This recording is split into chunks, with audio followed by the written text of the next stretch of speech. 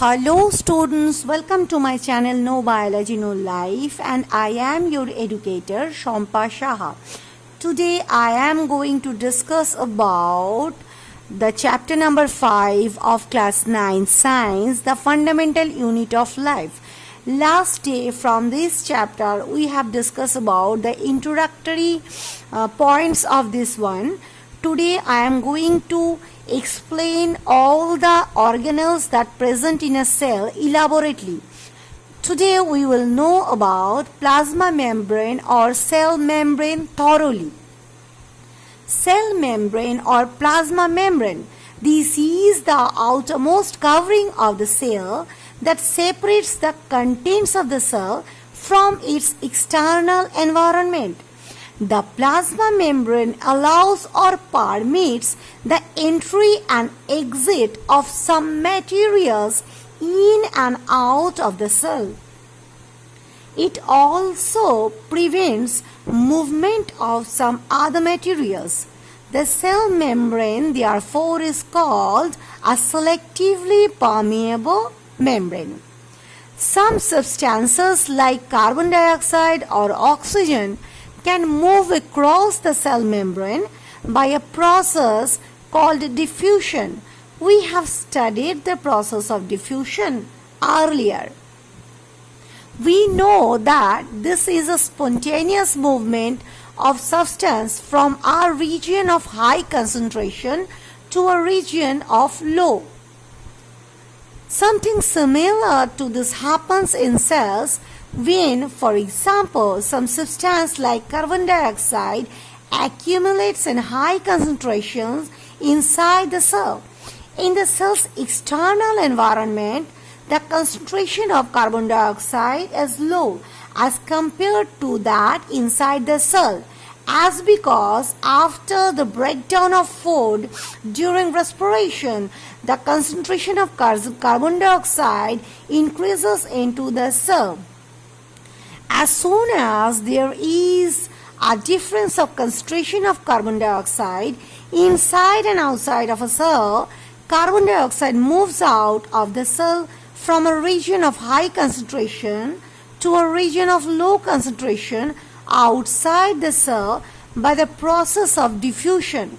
Similarly, oxygen enters the cell by the process of diffusion when the level or concentration of oxygen inside the cell decreases. Thus, diffusion plays an important role in gaseous exchange between the cells as well as the cell and its external environment. Water also obeys the law of diffusion. The movement of water molecules through such a selectively permeable membrane is called osmosis. The movement of water across the plasma membrane is also affected by the amount of substance dissolved in water.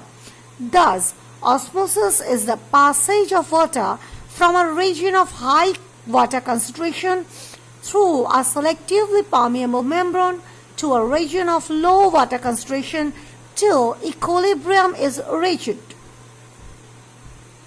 Thus, this is a special case of diffusion through a selectively permeable membrane. In diffusion, selectively permeable membrane is not important, but in osmosis, that is very important one. Unicellular freshwater organisms like amoeba, paramecium, and most plant cells that's present in fresh water tend to gain water through osmosis. Absorption of water by plant roots is also an example of osmosis. Thus, diffusion is important in exchange of gases and water in the life of a cell. In addition to this, the cell also obtains nutrition from its environment. Different molecules move in and out of the cell through a type of transport requiring use of energy, and that is called active transport. Later we will know about it. The plasma membrane is flexible one and is made up of organic molecules called lipids and proteins. There are two layers of protein, and in the middle of that it is the layer of lipid. It's like a sandwich. However, we can observe the structure of the plasma membrane only through an electron microscope. The flexibility of the cell membrane also enables the cell to engulf in and other material from its external environment. Such processes are known as endocytosis. Amoeba acquires its food through such processes. I hope you understand this. Next day, we will elaborately discuss about the cell wall. If you have any question, please ask me in your comment box. And if you like the video, please click the like option and share it, because sharing is caring. And so guys, keep learning, happy learning. Bye bye.